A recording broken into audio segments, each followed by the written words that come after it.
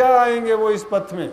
उनको डर लगता है, अपनी गंदी आदतों से निजात नहीं पा सकते, अपने विषय विकारों को छोड़ नहीं सकते, अपने गिरे हुए आदतों से वो बाज नहीं आ सकते, वो क्या चलेंगे इस मार्ग पर।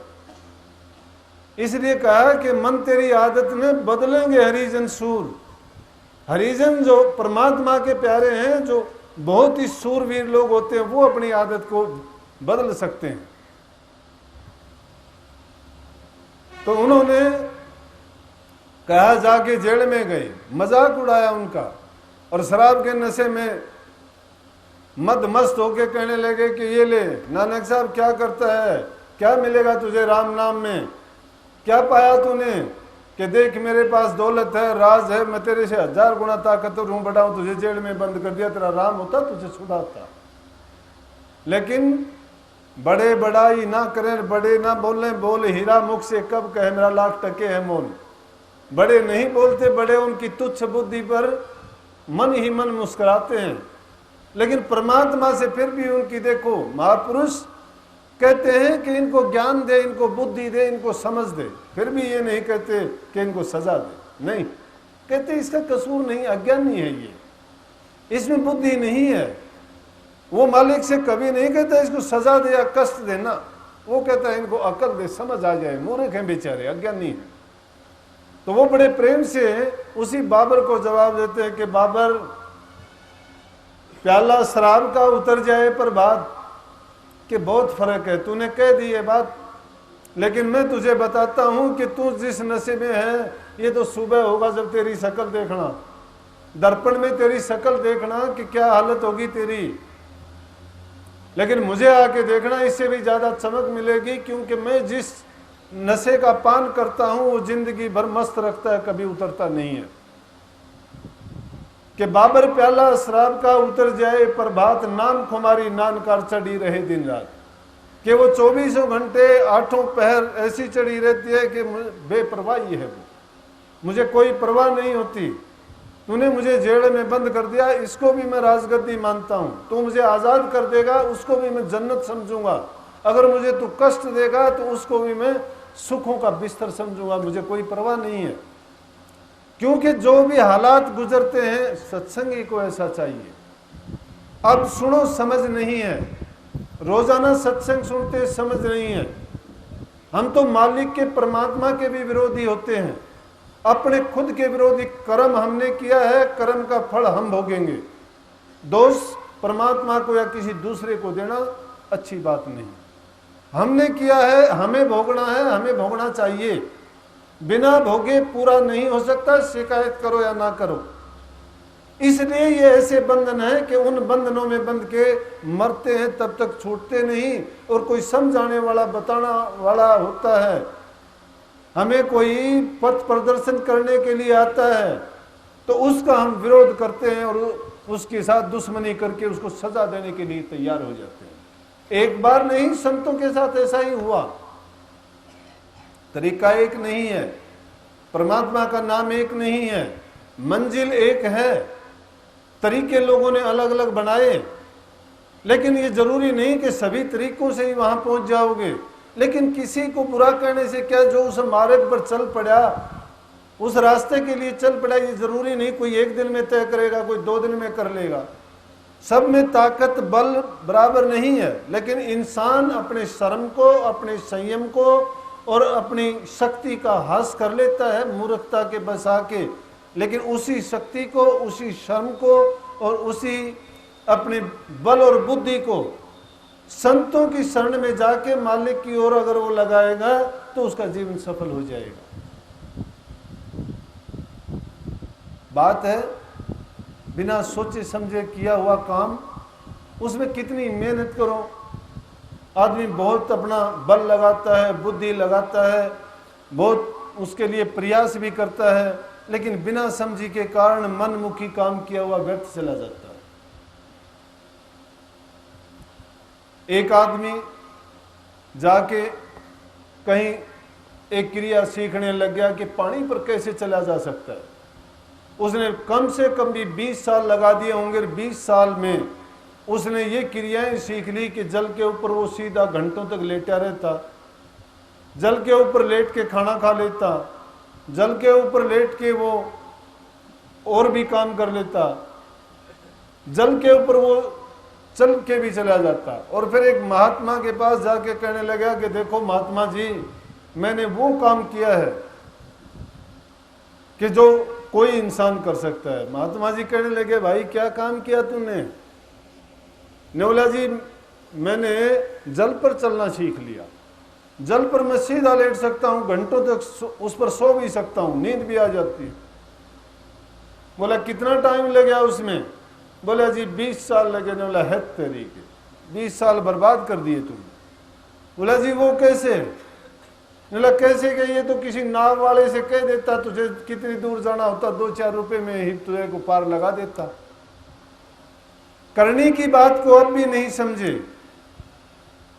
हम छोटी मोटी बातों के लिए तो इतना परिश्रम करते हैं और फिर भी उसका नतीजा क्या लगता है? कुछ नहीं होता।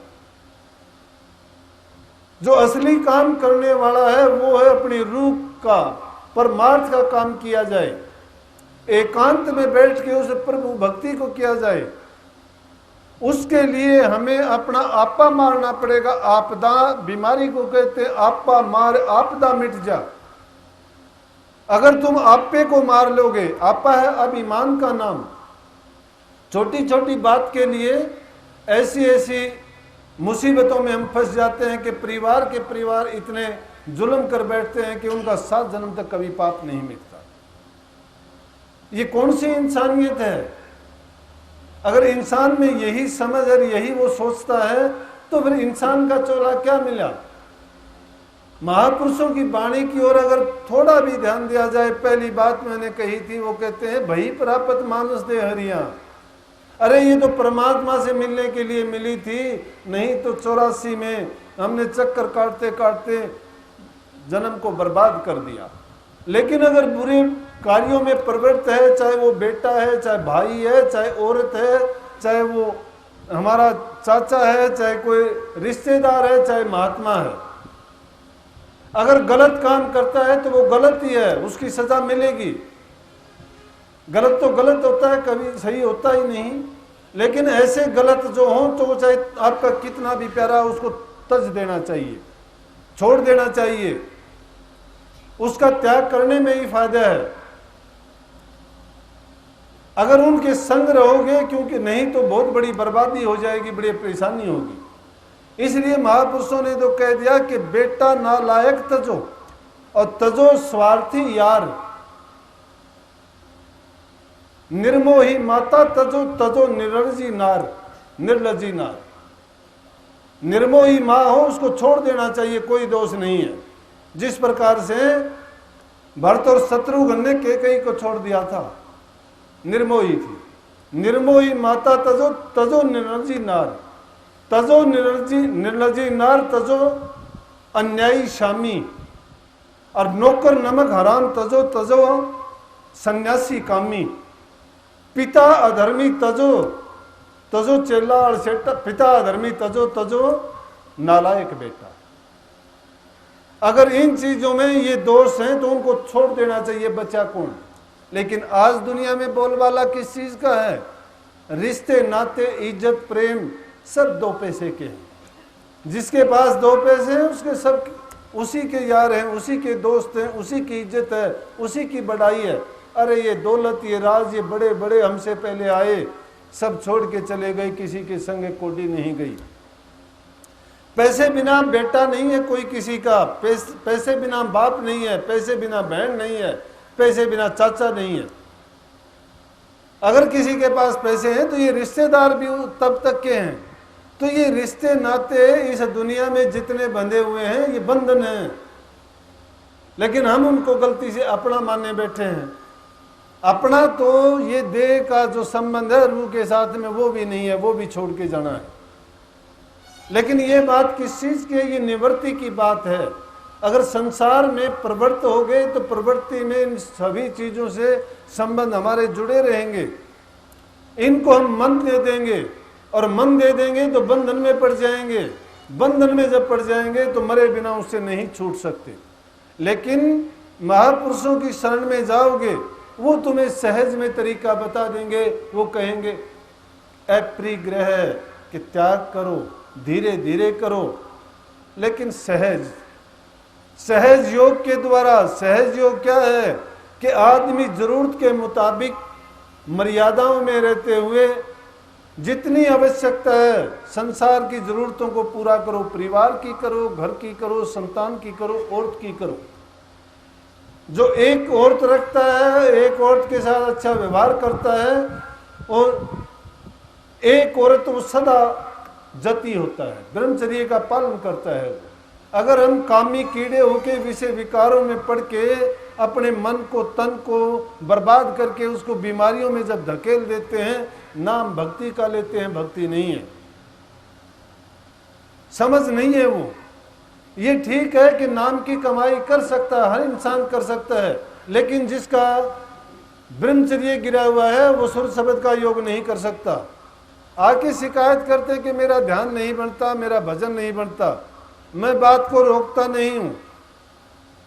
गुरु महाराज की कृपा है कि उन्होंने, मैं कहता हूं कि देह रूप में कम और विदेह रूप में ज्यादा चेताया है मुझे रात दिन। अब भी मुझे उनकी प्रेरणा और उनका ज्ञान यूं का यूं मिलता रहता है।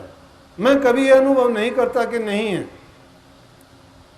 क्योंकि या तो आप गुरु के हुए नहीं, अगर गुरु के हुए हैं तो गुरु कभी जाता नहीं है। गुरु है शब्द रूप, वो तुम्हारे अंग संग हर पल रहता है, शब्द रूप में प्रकट है, वो सबके अंदर बैठा हुआ है। देह चली जाती है लेकिन शब्द कभी मरता नहीं, खत्म नहीं होता।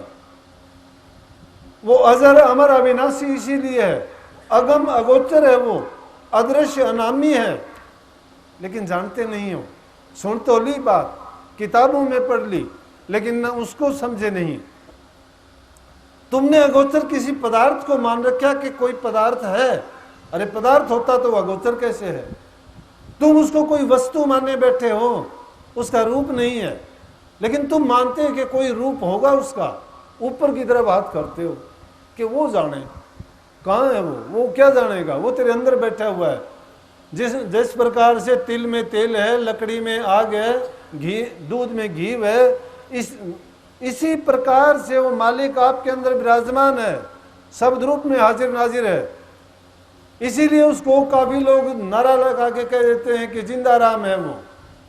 वो जिंदा राम इसीलिए कहा गया है। हम तो अगर कोई बार का राम, राम किसी ऑब्जेक्ट को, किसी पदार्थ को या किसी स्थूल चीज को राम मानते हो तो आप पापी हो।